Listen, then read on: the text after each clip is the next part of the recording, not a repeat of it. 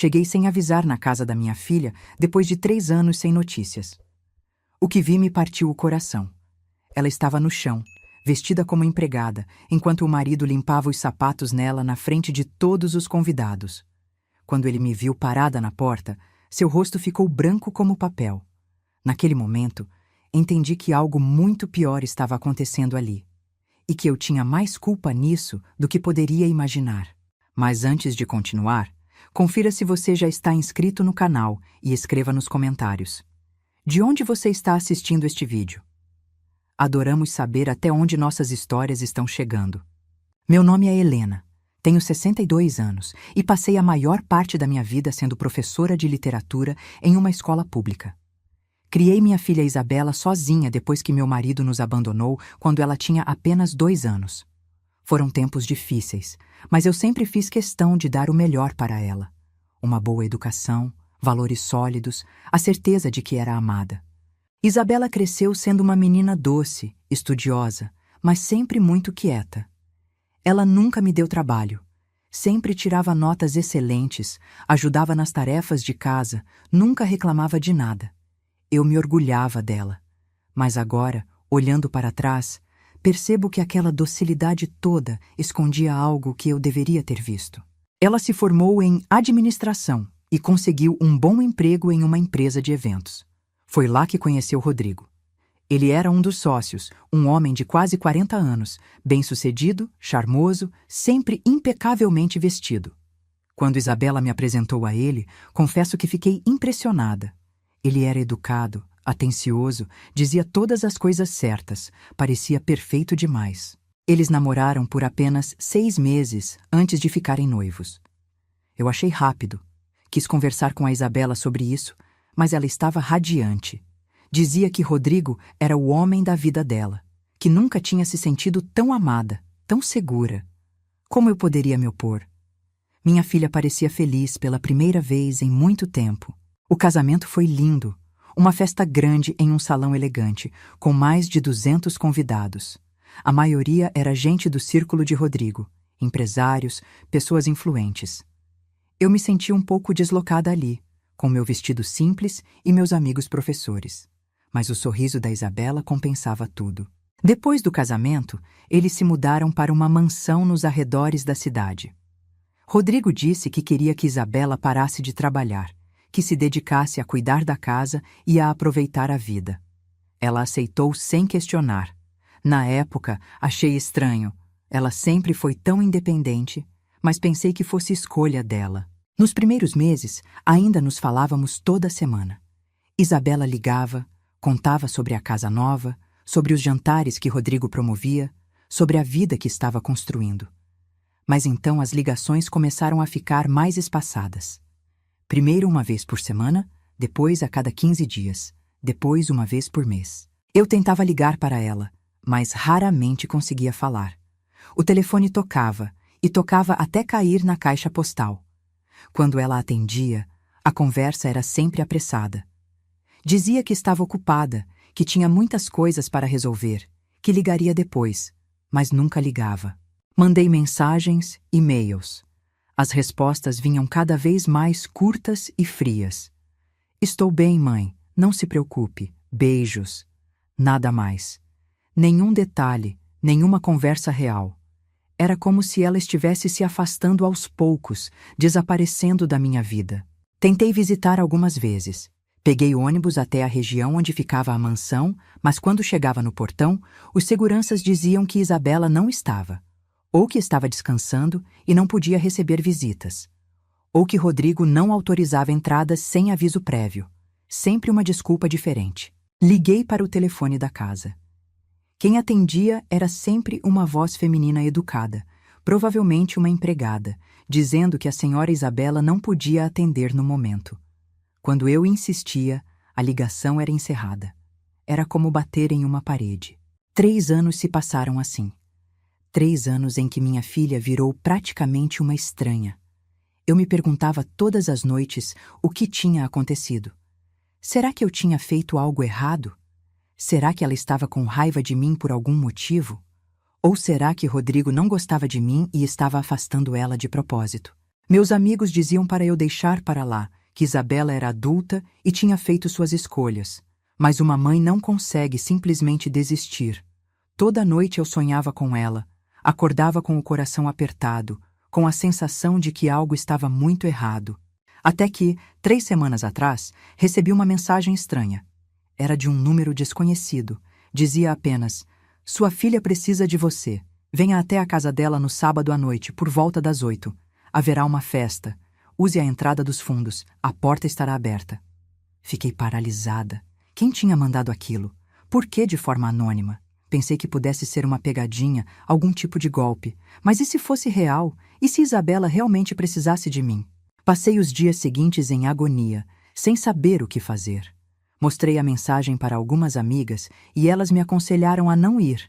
Diziam que era perigoso, que podia ser uma armadilha. Mas algo dentro de mim dizia que eu precisava arriscar. No sábado à noite, vesti minha melhor roupa, uma blusa azul marinho e uma calça social, e peguei um táxi até o endereço. Meu coração batia tão forte que eu conseguia ouvir nas têmporas. O motorista me deixou a alguns quarteirões da mansão. Ele disse que os seguranças de lá não gostavam de carros estranhos perto do portão. Caminhei pela rua escura, iluminada apenas pelos postes antigos. A mansão se erguia imponente no topo de uma pequena colina, toda iluminada. Dava para ouvir música vindo de dentro, vozes, risos. Realmente havia uma festa acontecendo. Contornei o muro alto até encontrar uma porta lateral nos fundos, como a mensagem havia indicado. Empurrei devagar e, para minha surpresa, estava mesmo aberta. Entrei. O coração disparou quando pisei dentro da propriedade. Segui por um caminho de pedras que levava aos fundos da casa, passando por um jardim perfeitamente cuidado. As luzes da festa piscavam através das janelas enormes e a música ficava mais alta a cada passo que eu dava. Encontrei uma porta de serviço entreaberta. Respirei fundo e entrei. O corredor era estreito, com paredes brancas e cheiro de produtos de limpeza. Era claramente uma passagem para funcionários. Segui em frente, guiada pelos sons da festa que ecoavam pela casa. Ao abrir outra porta, me vi no hall de entrada principal, e foi ali que meu mundo desabou. Isabela estava no chão. Minha filha estava deitada bem na entrada, sobre um capacho grande e decorativo. Ela usava um uniforme cinza desbotado, daqueles de empregada doméstica, todo surrado e manchado. O cabelo dela, que sempre foi seu orgulho, castanho, longo e brilhante, agora pendia em mechas oleosas e embaraçadas. Ela não se mexia, apenas olhava para o nada, com os olhos vidrados, como se não estivesse realmente ali. Como se tivesse desistido de estar presente na própria vida. Os convidados passavam por ela. Simplesmente passavam. Alguns desviavam, outros pisavam por cima das pernas dela sem nem olhar para baixo. Ninguém parecia se importar. Era como se minha filha fosse um objeto, um móvel que fazia parte da decoração. Senti minhas pernas fraquejarem. Segurei na parede para não cair. O que estava acontecendo? Por que Isabela estava ali daquele jeito? Por que ninguém fazia nada? E então ele apareceu. Rodrigo saiu da sala de estar usando um terno cinza perfeitamente cortado, um copo de uísque na mão, sorrindo para os convidados. Ele caminhou em direção à porta principal sem nem olhar para baixo. Simplesmente pisou em cima de Isabela. Pisou mesmo, com força. E começou a limpar a sola dos sapatos de verniz no uniforme dela. Esfregou um pé, depois o outro, como se estivesse limpando lama. Minha filha não reagiu. Não gritou, não chorou, não tentou se levantar. Apenas ficou ali, inerte, deixando acontecer. "Senhoras e senhores", Rodrigo disse em voz alta, dirigindo-se aos convidados que observavam a cena. "Não se preocupem com isso, é só nossa empregada maluca. A coitada não bate bem da cabeça, mas a gente cuida dela. É nossa forma de fazer caridade." Algumas pessoas riram. Outras balançaram a cabeça com uma falsa compaixão. Ninguém questionou. Ninguém interferiu. Eu não conseguia respirar. Sentia como se estivesse tendo um ataque cardíaco. Aquilo não podia estar acontecendo. Não com minha filha. Não com a menina que eu criei, que eu protegi, que eu amei mais do que tudo na vida. Dei um passo à frente, apenas um passo, e foi o suficiente. Um dos convidados, um homem de cabelos grisalhos, usando terno caro, deixou cair o copo de champanhe que segurava. O vidro se estilhaçou no chão de mármore, o líquido dourado se espalhando aos seus pés. Mas ele nem percebeu. Estava olhando para mim como se tivesse visto um fantasma, e Rodrigo também me viu. Virou a cabeça devagar, e quando nossos olhos se encontraram, algo mudou em seu rosto. Por um segundo, apenas um segundo, vi pânico. Puro pânico. Mas ele rapidamente se recompôs. "Helena!" ele exclamou, abrindo um sorriso largo. "Que surpresa maravilhosa! Por que não avisou que viria? Teríamos preparado uma recepção adequada." Ele caminhou em minha direção de braços abertos, como se fôssemos velhos amigos. Como se não tivesse acabado de limpar os sapatos na minha filha. Não retribui o abraço. Empurrei ele para o lado e corri até Isabela. "Isabela!" minha voz saiu trêmula. "Isabela, o que está acontecendo aqui?" Ela virou a cabeça devagar na minha direção. Por alguns segundos, não houve reconhecimento em seus olhos. Apenas vazio. Então, algo se moveu naquela expressão morta. Algo que parecia confusão, depois medo, depois esperança. "Mãe!"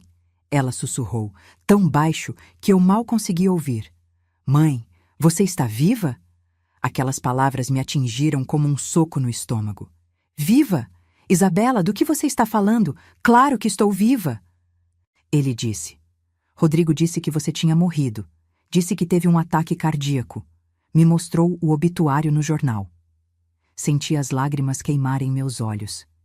"Eu não morri, meu amor. Estou aqui. Estou bem aqui com você." Rodrigo se aproximou, ainda sorrindo, mas agora havia algo perigoso naquele sorriso. "Helena, por favor, não deixe minha esposa mais confusa do que ela já está. Isabela está doente. Ela tem problemas, alucinações. Confunde realidade com fantasia. É muito triste, mas estamos cuidando dela da melhor forma possível." "Doente?" Eu me virei para ele, sentindo a raiva ferver dentro de mim. "Ela estava no chão enquanto você limpava os sapatos nela, na frente de todos. Como isso é cuidar?" "Mãe, eu..." Isabela tentou falar, mas sua voz falhou. Ela tentou se levantar, e foi então que vi seus braços. Marcas. Pequenas marcas roxas na parte interna dos cotovelos. Marcas de agulha. Meu sangue congelou. "O que você está fazendo com ela?" perguntei, olhando fixamente para Rodrigo. "O que você está dando para minha filha?" "Medicação", ele respondeu calmamente. "Prescrita por médicos especializados. Isabela desenvolveu um problema grave com drogas logo após nosso casamento. Vício em substâncias. Isso desencadeou uma série de problemas psiquiátricos. Eu tenho todos os documentos médicos, se quiser ver." "Mentira!" eu gritei. "Isabela nunca usou drogas na vida." "Com todo respeito, Helena", Rodrigo disse, e sua voz estava ficando mais fria. "Você não vê sua filha há 3 anos. Não sabe pelo que ela passou. Não sabe o que eu tive que aguentar. As crises, os surtos, as tentativas de... Bem, não vou entrar em detalhes na frente dos convidados." Ele fez um gesto para os seguranças que começaram a guiar os convidados de volta para a sala de estar. As pessoas saíam relutantes, cochichando entre si, olhando para trás com curiosidade mórbida. O homem de cabelos grisalhos que havia derrubado o copo não se moveu. Continuou parado, nos observando com uma expressão estranha no rosto. Havia algo nele, algo familiar, mas eu não conseguia identificar o quê. "Venha, Helena", Rodrigo disse, estendendo a mão. "Vamos conversar no meu escritório, longe de toda essa confusão. Vou explicar tudo com calma." Olhei para Isabela, que agora estava sentada no chão, abraçando os próprios joelhos. Ela parecia uma criança assustada. "Não vou deixar minha filha", eu disse. "Isabela precisa descansar e tomar os medicamentos dela", Rodrigo respondeu. "Vou pedir para Sofia, nossa governanta, levá-la para o quarto. Depois conversamos. Prometo que vou esclarecer tudo." Uma mulher de meia idade apareceu, vestindo o uniforme de empregada. Ela ajudou Isabela a se levantar com uma gentileza que me surpreendeu.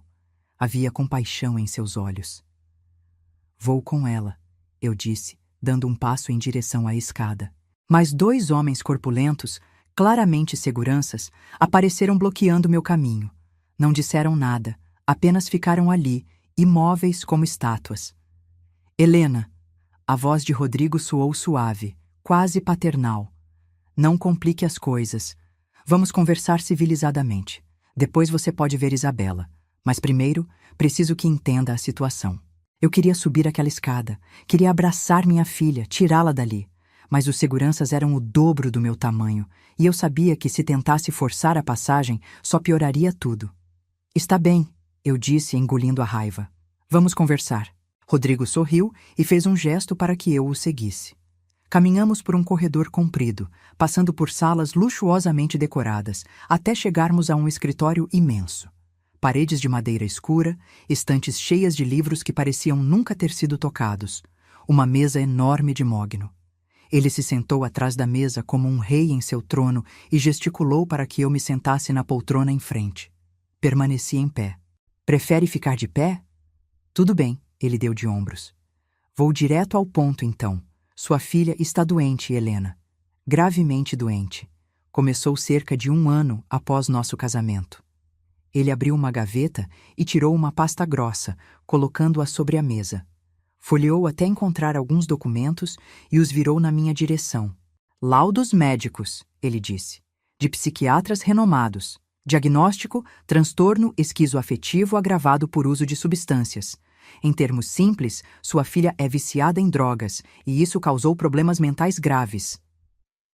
Peguei os papéis com mãos trêmulas. Eram documentos oficiais com carimbos e assinaturas. Mas alguma coisa estava errada. A letra dos médicos, as datas, tudo parecia muito conveniente, arrumado demais. Isabela nunca tocou em drogas na vida, eu repeti. Ela mal bebia álcool. É exatamente o que todos os pais de viciados dizem, Rodrigo respondeu com um suspiro cansado. Não conheci sua filha quando ela estava bem. O vício já tinha começado quando nos casamos. No início, ela conseguia esconder, mas depois ficou impossível. Ele pegou uma foto da pasta e me mostrou. Isabela estava em um canto de um quarto, o cabelo desgrenhado, os olhos arregalados, segurando uma faca contra o próprio peito. Isso foi há 8 meses, Rodrigo disse. Ela tentou me atacar. Disse que eu estava envenenando a comida dela, paranoia clássica. Olhei para a foto e senti meu estômago embrulhar. Aquela não era minha filha. Não poderia ser. Mas era. Era Isabela, irreconhecível, destruída. Eu poderia tê-la internado em uma clínica psiquiátrica, Rodrigo continuou. Teria sido mais fácil para mim. Mas eu a amo, Helena. Apesar de tudo. Por isso a mantenho aqui, em casa, com os melhores cuidados médicos, as melhores medicações. Custa uma fortuna, mas não me importo. Cada palavra que saía da boca dele soava sincera. Mas havia algo errado. Alguma coisa que eu não conseguia identificar. A forma como ele falava era ensaiada demais, polida demais. Por que ela estava no chão? Eu perguntei. Por que você limpou os sapatos nela? O rosto dele ficou sério. Eu não limpei os sapatos nela. Eu nem percebi que ela estava ali. Isabela às vezes tem esses episódios. Deita no chão e se recusa a se levantar por horas. Faz parte da doença. Eu passei sem olhar porque já estou tão acostumado que nem registro mais. Ele balançou a cabeça como se estivesse exausto. Você não imagina como é viver assim, Helena. Minha própria esposa virou uma estranha. Não me reconhece na metade dos dias. Grita, tem alucinações, se machuca, e mesmo assim eu fico, porque prometi na frente de Deus cuidar dela na saúde e na doença. Queria acreditar nele. Parte de mim queria muito acreditar que minha filha estava apenas doente, que tudo aquilo era real, que Rodrigo era realmente um marido dedicado lutando contra uma tragédia. Mas então lembrei das mensagens que pararam de chegar, do telefone que nunca era atendido, dos anos de silêncio e das marcas de agulha nos braços de Isabela. Ela disse que você mostrou um obituário meu, eu disse. Disse que você contou para ela que eu estava morta. Rodrigo suspirou e passou a mão pelo cabelo. Ela viu um obituário qualquer em uma revista. Uma mulher com o mesmo nome que você. Na cabeça confusa dela, decidiu que era você.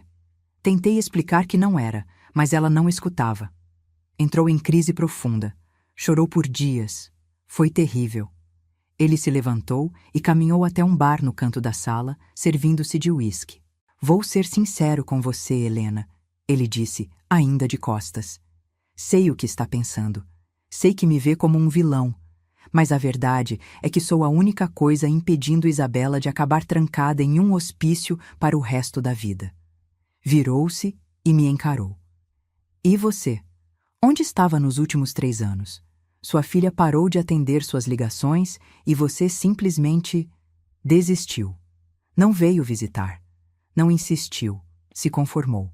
Aquelas palavras me acertaram como uma bofetada, porque eram verdade. Eu tinha desistido. Não completamente, mas tinha parado de lutar tanto quanto deveria.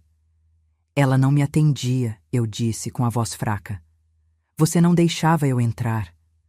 Porque ela não queria ver ninguém, ele respondeu. Isabela tinha vergonha do estado em que estava. Não queria que você a visse assim. Foi ela mesma quem pediu para não deixar você entrar. Será que era verdade? Será que minha filha realmente não queria me ver? Ou ele estava manipulando tudo, inclusive agora? Quero falar com Isabela, eu disse firme. Sozinha, sem você, sem seguranças, sem ninguém. Rodrigo tomou um gole longo de uísque antes de responder. Ela tomou os medicamentos há pouco. Deve estar dormindo agora. Amanhã de manhã você pode vê-la. Vou até pagar um hotel confortável para você. Descanse e amanhã conversamos com calma. Não vou a hotel nenhum. Vou dormir aqui. Helena, ele começou, mas eu o interrompi. Ou eu durmo aqui, ou vou chamar a polícia agora mesmo e denunciar tudo o que vi. Ele ficou parado, me avaliando. Depois assentiu. Tudo bem. Tenho vários quartos de hóspedes. Sofia vai preparar um para você. Ele tocou um interfone na mesa. Sofia, prepare o quarto azul para nossa convidada. Minutos depois, a governanta apareceu na porta. Era a mesma mulher que tinha ajudado Isabela a subir. Ela me olhou de um jeito estranho, como se quisesse dizer alguma coisa, mas não pudesse. Siga-me, por favor, ela disse baixinho. Segui Sofia pelos corredores silenciosos da mansão. A festa tinha acabado, os convidados tinham ido embora e só restava aquele silêncio pesado que parecia engolir tudo. O quarto da Isabela, eu perguntei enquanto subíamos a escada. Qual é? Sofia hesitou. Terceira porta à direita no segundo andar. Mas a senhora não deve ir lá agora. Ele não vai gostar. Ele não precisa saber. Sofia parou e me olhou diretamente nos olhos. Havia medo ali, mas também algo mais. Uma espécie de alívio, talvez. Como se estivesse esperando que alguém finalmente questionasse o que estava acontecendo naquela casa. Ela precisa de ajuda, Sofia sussurrou. Sua filha precisa de ajuda, mas ele é perigoso, muito perigoso. Tenha cuidado. Antes que eu pudesse perguntar mais, ela se virou e continuou andando. Me levou até um quarto espaçoso com uma cama enorme, móveis elegantes e uma janela que dava para o jardim. Se precisar de algo, é só tocar o interfone, ela disse. Boa noite. E saiu, fechando a porta atrás de si. Fiquei ali parada no meio daquele quarto luxuoso, sentindo o peso de tudo o que tinha acontecido. Minha filha estava em algum lugar daquela casa, drogada e confusa, e eu não podia fazer nada até o amanhecer. Ou podia. Esperei 2 horas. 2 longas horas sentada na beirada da cama, ouvindo os sons da casa se acalmarem. Passos aqui e ali, portas se fechando, até que finalmente tudo ficou silencioso. Às 2 da manhã, saí do quarto. O corredor estava escuro. Apenas pequenas luzes de emergência próximas ao chão iluminavam o caminho. Caminhei descalça, tentando não fazer barulho, até encontrar a terceira porta à direita. Girei a maçaneta devagar. Não estava trancada. O quarto de Isabela era quase vazio. Uma cama simples, uma mesinha de cabeceira, nada mais. Era tão diferente do resto da casa. Parecia uma cela, não um quarto. Minha filha estava deitada, encolhida sob um lençol fino. Aproximei-me e me ajoelhei ao lado da cama. Isabela, sussurrei. Isabela, sou eu. Ela não respondeu. Sua respiração era lenta e pesada. Toquei seu ombro e ela não reagiu. Estava profundamente sedada. Foi então que vi a mesinha de cabeceira. Havia vários frascos de remédios, todos sem rótulo. Peguei um e cheirei. Um cheiro químico forte, medicinal. Coloquei de volta e percebi algo mais. Uma seringa usada dentro do lixinho. Isabela não estava doente. Ela estava sendo dopada. Senti a raiva crescer dentro de mim, mas precisava manter a calma. Precisava de provas. Precisava de um plano. Não podia simplesmente pegar minha filha e sair correndo. Rodrigo tinha seguranças, advogados, dinheiro. Ele ia me destruir se eu fizesse algo impulsivo. Inclinei-me e beijei a testa de Isabela. Vou te tirar daqui, sussurrei. Prometo. Voltei para meu quarto sem ser vista e deitei na cama, mas não consegui dormir. Fiquei pensando, planejando, tentando descobrir o que fazer. De manhã cedo, antes do sol nascer, ouvi batidas leves na porta. Levantei-me e abri. Era Sofia. Ele já acordou, ela disse baixinho, e pediu para eu avisá-la que tem uma reunião importante hoje de manhã. Ele vai sair e deixou um dos seguranças de plantão. Se a senhora quiser ver Isabela, é agora. Obrigada, eu disse. Sofia, você sabe o que está acontecendo aqui, não sabe? Ela baixou os olhos. Sei, mas não posso fazer nada. Ele tem provas contra mim. Disse que se eu abrir a boca, vou para a cadeia. E é verdade. Ele plantou coisas no meu quarto, joias da primeira esposa dele. Se eu denunciar, ele me acusa de roubo. Primeira esposa? Sofia me olhou com uma expressão carregada. Ele já foi casado antes, 2 vezes. As 2 esposas. A primeira está internada em uma clínica psiquiátrica na Suíça. A segunda morreu. Senti o chão sumir debaixo dos meus pés. Morreu como? Oficialmente suicídio, overdose de remédios para dormir. Mas eu estava aqui. Vi coisas. Vi ele entrar no quarto dela com um frasco na mão. 1 hora depois, ela estava morta. Meu sangue congelou. E você nunca contou para ninguém? Contei para a polícia na época, Sofia disse, com lágrimas nos olhos. Mas meu depoimento sumiu do processo. O investigador foi transferido. O caso foi arquivado, e eu fui ameaçada de todas as formas possíveis. Tenho uma filha, senhora Helena. Tenho netos. Ele disse que se eu abrisse a boca, eles sofreriam. Entendi então o tipo de homem que Rodrigo realmente era. Não apenas cruel, mas meticuloso, calculista, perigoso. Por que está me contando isso agora? Perguntei. Porque não aguento mais, ela sussurrou. Já vi 2 mulheres serem destruídas nesta casa. Não quero ver uma terceira. Sua filha ainda tem salvação, mas precisa ser rápido. Ele está planejando interná-la em uma clínica fechada no exterior. Ouvi ele conversando ao telefone ontem. Disse que ela está ficando inconveniente demais. Sofia pegou um cartão do bolso e me entregou. Este é o número de um promotor. Homem decente, um dos poucos. Se conseguir provas do que Rodrigo está fazendo, ele pode ajudar. Mas precisa de provas concretas. Exames de sangue mostrando as drogas, testemunhas, documentos. Peguei o cartão. Como vou conseguir isso? Não sei, mas precisa tentar. Sofia olhou para trás nervosa. Preciso ir. Ele pode desconfiar se eu demorar. Ela saiu apressada e eu fiquei ali, segurando aquele cartão como se fosse uma tábua de salvação. Desci até a cozinha e encontrei apenas um dos seguranças, sentado lendo o jornal. Ele me olhou, mas não disse nada. Fui até o quarto de Isabela.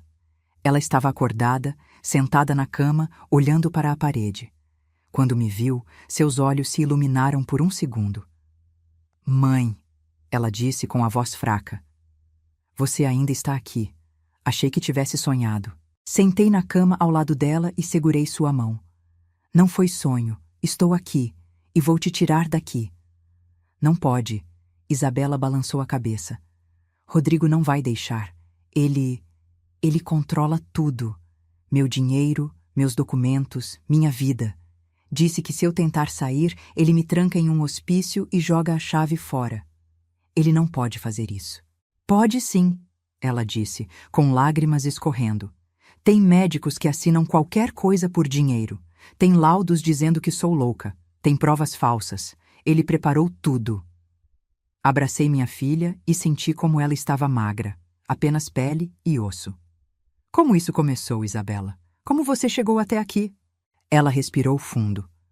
No começo, ele era perfeito, atencioso, carinhoso, tudo o que eu sempre quis. Mas depois do casamento, começou a mudar.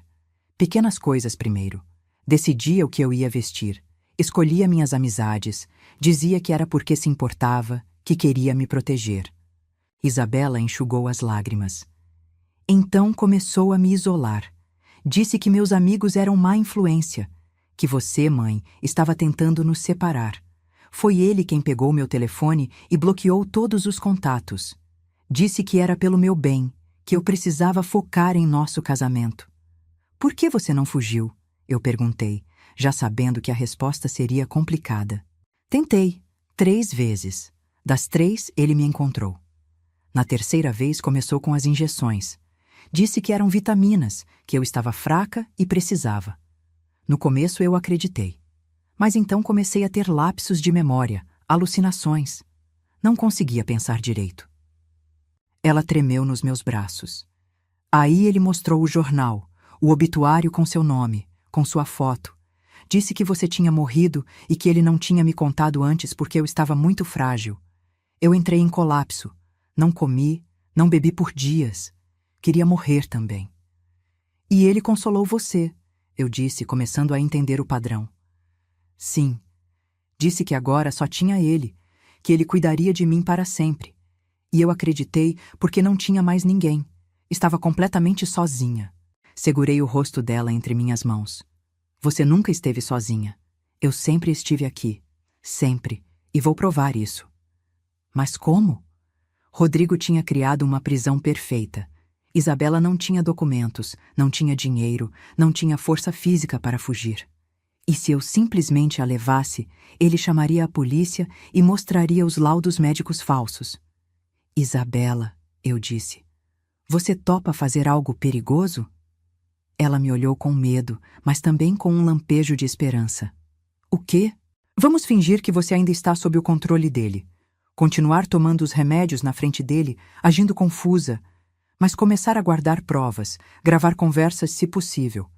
Enquanto isso, vou ao promotor que Sofia indicou e ver o que podemos fazer. Ele vai desconfiar se você ficar aqui, Isabela disse. Então vou embora hoje, mas volto, e quando voltar, vai ser com ajuda. Passamos mais 1 hora conversando, planejando. Quando saí do quarto, Isabela parecia um pouco mais viva. Ainda assustada, ainda fraca, mas com um objetivo agora. Rodrigo chegou no meio da tarde. Me encontrou na sala de estar. Helena, ele disse, com aquele sorriso calculado. Como passou a noite? Bem, eu menti. Conversei com Isabela esta manhã. Ela parece melhor. Ótimo. Os remédios estão fazendo efeito. Ele se sentou e cruzou as pernas. Estava pensando, já que você veio até aqui, que tal ficar alguns dias? Passar mais tempo com sua filha. Tenho certeza que vai fazer bem para ela. Era uma armadilha. Ele queria me manter por perto para vigiar, para ter certeza que eu não faria nada. Não posso, eu disse. Tenho responsabilidades em casa, mas volto semana que vem. Tem certeza? Ele insistiu. Isabela ficaria muito feliz. Tenho, mas prometo que volto logo. Ele estudou meu rosto, procurando sinais de que eu estava mentindo. Mantive a expressão neutra. Está bem, ele finalmente disse. Vou pedir para um dos motoristas levá-la até a cidade. Não precisa, pega um táxi. Insisto, é o mínimo que posso fazer pela minha sogra. Durante todo o caminho até a cidade, o motorista, que era claramente um dos seguranças, não tirou os olhos do retrovisor, me vigiando. Rodrigo estava se certificando de que eu realmente iria embora. Quando cheguei em casa, liguei imediatamente para o número que Sofia tinha me dado. Uma secretária a atendeu e disse que o promotor, Dr. Mendes, estava em audiência. Deixei recado pedindo urgência. Ele retornou minha ligação 3 horas depois. Contei tudo. Sobre Isabela, sobre Rodrigo, sobre as esposas anteriores. Ele me ouviu em silêncio. Senhora Helena, ele disse quando terminei. O que a senhora está descrevendo é gravíssimo. Mas preciso ser sincero. Rodrigo Domingues é um homem extremamente bem conectado. Já tentaram investigá-lo antes e nunca deu em nada. Ele tem juízes, policiais e médicos no bolso. Então não há nada que possamos fazer? Eu não disse isso, mas precisamos de provas irrefutáveis. Exame de sangue da sua filha mostrando as drogas. Depoimentos de testemunhas dispostas a falar. Documentos que provêm a falsificação dos laudos médicos. Sem isso, qualquer denúncia será arquivada. E se eu conseguir tudo isso? Aí podemos agir. Mas, senhora, tome cuidado. Se Rodrigo desconfiar que está investigando, pode acelerar os planos dele com sua filha. E não será nada bom. Desliguei o telefone sentindo o peso da responsabilidade. Precisava de provas, mas como conseguir se Rodrigo controlava tudo? Passei os 3 dias seguintes pesquisando sobre ele. Descobri artigos antigos sobre a morte da segunda esposa. Como Sofia tinha dito, o caso foi arquivado rapidamente. Suicídio por depressão, segundo os relatórios oficiais. Mas encontrei um blog de um jornalista investigativo que questionava a versão oficial. Ele levantava pontos suspeitos, como a morte havia ocorrido apenas 11 meses após o casamento, como a esposa tinha acabado de mudar o testamento colocando Rodrigo como único herdeiro uma semana antes, como o investigador responsável pelo caso tinha sido promovido logo depois. O jornalista, Marcelo Santos, ainda estava vivo. Consegui seu contato e liguei. Ele se lembrou do caso imediatamente. Sempre soube que tinha algo errado, ele disse. Mas não consegui provar nada. Rodrigo Domingues é intocável, pelo menos por enquanto. Contei sobre Isabela. Ele ficou em silêncio por um momento. Ele está fazendo de novo, Marcelo disse com raiva na voz. Aquele filho da mãe está repetindo o padrão e vai continuar fazendo enquanto ninguém o parar. Pode me ajudar? Posso, mas vai ser perigoso. Se ele descobrir que estamos investigando? Eu sei, mas é minha filha. Marcelo suspirou. Está bem, vamos fazer o seguinte. Preciso que consiga uma amostra de sangue de Isabela. Com isso, posso mandar para um laboratório independente e descobrir exatamente o que ele está dando para ela. Também preciso de documentos. Qualquer coisa que prove que os laudos médicos são falsos. Como vou conseguir isso? Você vai ter que voltar para aquela casa e vai ter que ser esperta, muito esperta. Passamos horas planejando. Marcelo tinha contatos, recursos, experiência, mas o risco era enorme. No 4º dia, liguei para Rodrigo. Oi, estava pensando na sua oferta de passar uns dias com Isabela. Ainda vale? Claro, ele respondeu, e pude ouvir a satisfação na voz dele. Ele achava que tinha me convencido. Quando quer vir? Amanhã? Perfeito. Vou mandar meu motorista buscá-la. Não precisa. Eu alugo um carro. Insisto, Helena. É mais confortável. Ele não ia me dar escolha. Queria me controlar desde o primeiro momento. O motorista me buscou no dia seguinte. Durante todo o trajeto, fingi estar relaxada, fazendo pequenas perguntas sobre a casa, sobre Isabela, sobre a rotina. Ele respondia em monossílabos, mas eu estava plantando a imagem de uma sogra preocupada. Nada mais. Quando chegamos à mansão, Rodrigo me recebeu com um abraço caloroso. Completamente falso, mas convincente para quem não o conhecesse. Que bom que voltou, ele disse. Isabela vai ficar feliz. Ele me levou até o quarto dela. Isabela estava sentada na cama, olhando pela janela. Quando me viu, seu rosto se iluminou por um segundo antes de voltar à expressão vazia que usava como máscara. Olá, mãe, ela disse com a voz sem emoção. Oi, meu amor. Rodrigo nos observou por alguns segundos. Vou deixá-las conversarem. Qualquer coisa, é só me chamar. Quando ele saiu e fechou a porta, esperei alguns segundos antes de sussurrar. Ele pode estar ouvindo. Fale normalmente. Isabela assentiu. Conversamos sobre coisas banais. O tempo, a casa, o jardim, mas enquanto falávamos, fiz sinais discretos com as mãos, mostrando o que precisava: uma amostra de sangue. Ela entendeu. Durante o jantar, que fazíamos todos juntos no imenso salão de jantar, Isabela derrubou acidentalmente uma taça de vinho. No caos de limpar, consegui pegar uma das seringas usadas do banheiro dela, enrolada em papel higiênico que ela tinha deixado propositalmente ao meu alcance. Naquela noite, enquanto Rodrigo dormia e a casa ficava silenciosa, subi até o escritório dele. A porta estava trancada, mas Sofia, que se tornou minha aliada secreta, tinha conseguido uma cópia da chave. O escritório estava escuro. Usei a lanterna do celular para procurar. Nas gavetas, encontrei pastas organizadas meticulosamente. Uma delas tinha o nome Isabela escrito. Abri e senti o coração disparar. Ali estava tudo: os laudos médicos falsos, receitas adulteradas, contratos com médicos que claramente estavam sendo pagos para mentir. Havia até anotações manuscritas de Rodrigo detalhando as doses de medicação e os efeitos esperados. Era um manual de como destruir uma pessoa. Fotografei tudo com o celular, página por página, com as mãos tremendo de raiva e medo. Se ele me pegasse ali, era o fim. Estava guardando a última pasta quando ouvi passos no corredor. Congelei. A luz sob a porta se acendeu.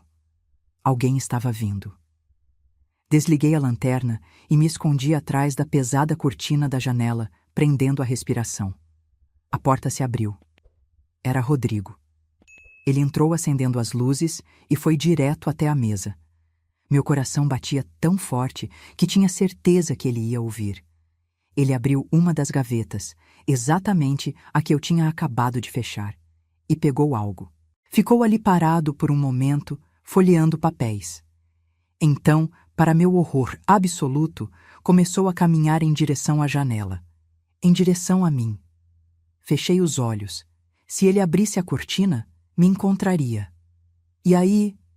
Mas ele parou a meio metro de distância. Ouvi o som de um isqueiro, o cheiro de cigarro. Ele estava apenas fumando, olhando pela janela. "Sofia", ele disse de repente, e eu quase tive um ataque cardíaco.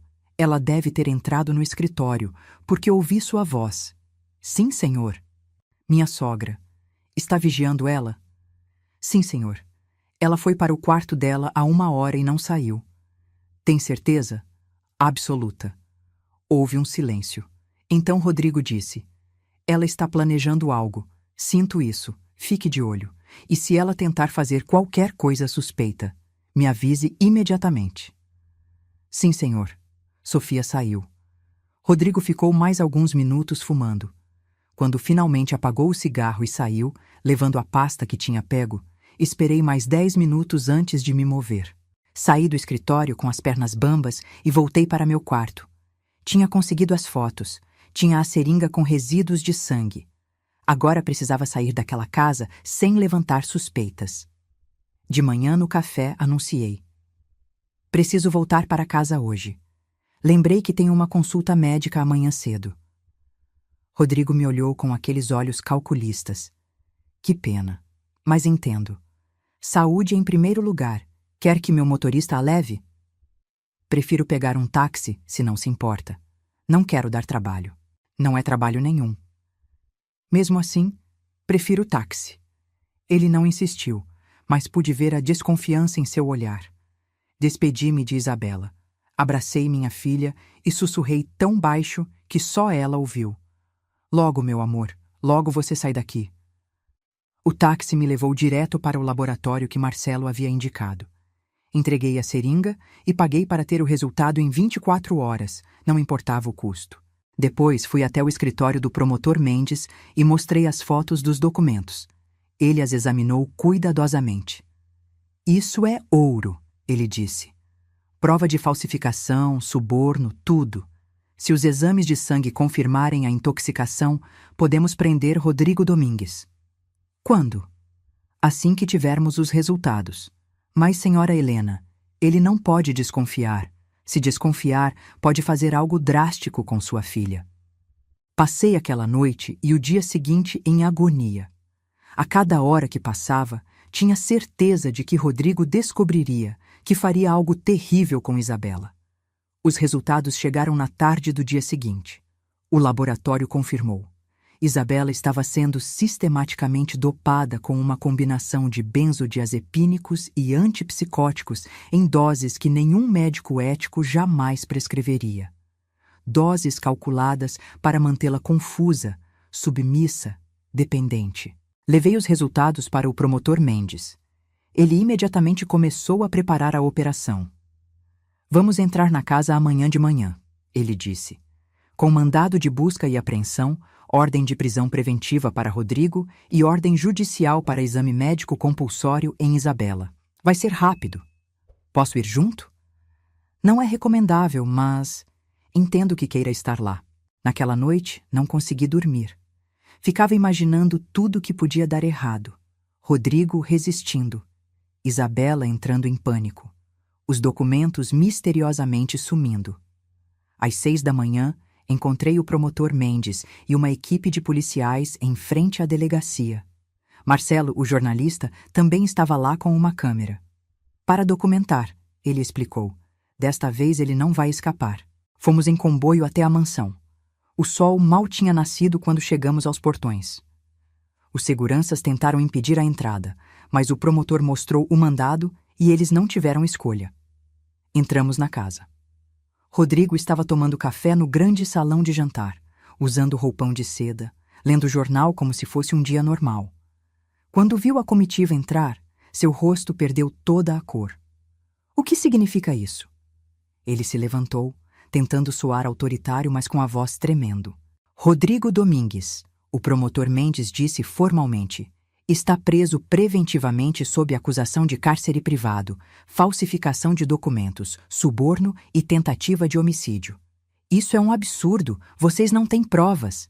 Temos, Mendes respondeu, fazendo um sinal para os policiais. E muitas. Enquanto Rodrigo era algemado, subi correndo para o quarto de Isabela. Ela estava acordada, sentada na cama, olhando pela janela. Mãe? Ela disse quando me viu com lágrimas nos olhos. O que está acontecendo? Ouvi barulho. Você está livre, meu amor. Finalmente está livre. Abracei minha filha e senti ela desabar nos meus braços, chorando anos de dor, medo e solidão. Os médicos chegaram e levaram Isabela para o hospital. Lá, começaram o processo de desintoxicação e avaliação psicológica. Levou semanas para as drogas saírem completamente do organismo dela. Mais tempo ainda para ela começar a processar o trauma. Rodrigo foi julgado 6 meses depois. As provas eram irrefutáveis. Além do que aconteceu com Isabela, a investigação reabriu os casos das esposas anteriores. A primeira, Marina, foi libertada da clínica na Suíça e seu depoimento foi devastador.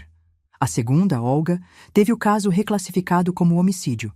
Ele pegou 25 anos de prisão. Hoje, 2 anos depois, Isabela mora comigo. Ainda faz terapia toda semana. Alguns dias são difíceis. Ela acorda de pesadelos, tem crises de ansiedade, luta contra os traumas. Mas está viva, está livre. E está se reconstruindo um dia de cada vez. Sofia, a governanta corajosa que nos ajudou, também saiu daquela casa. Está trabalhando em um lugar seguro agora, finalmente livre do medo. E eu? Aprendi que o silêncio nunca é a resposta. Que quando algo parece errado, provavelmente está. Que o amor de mãe precisa vir acompanhado de coragem para agir, mesmo quando é assustador. Isabela ainda está aprendendo a confiar novamente. A sair de casa sem medo. A tomar suas próprias decisões. É um processo lento, mas estamos juntas. E desta vez, eu não vou soltá-la. Às vezes ela me pergunta se consegue perdoar a si mesma por não ter visto os sinais antes, por ter acreditado nas mentiras de Rodrigo. Eu digo que não há nada a perdoar. Ela foi vítima de um predador experiente, de alguém que fazia aquilo há anos com outras mulheres. O importante é que ela sobreviveu e agora tem a chance de viver de verdade. Hoje, ela começou faculdade de novo, psicologia. Quer ajudar outras mulheres que passaram pelo que ela passou. Quer transformar sua dor em propósito. E eu? Continuo sendo professora. Mas agora também dou palestras sobre relacionamentos abusivos, sobre os sinais de alerta, sobre a importância de nunca desistir de quem amamos. Porque se eu tivesse desistido, se eu não tivesse ido até aquela casa naquela noite, minha filha não estaria aqui hoje. E você? Já passou por alguma situação em que precisou ter coragem para ajudar alguém que amava? Ou conhece alguém que viveu algo parecido?